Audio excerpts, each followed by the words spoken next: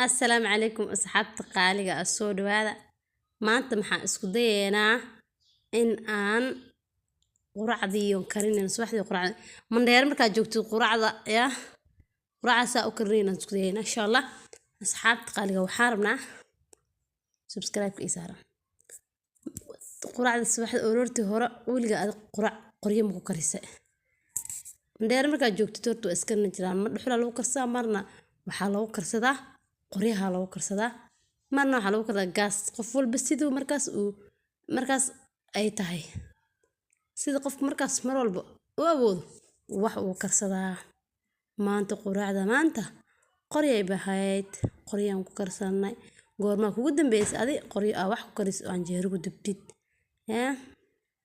canjeeraan ku dubanay kaas maasha Allah ilaahay noo barakeeyo wakaas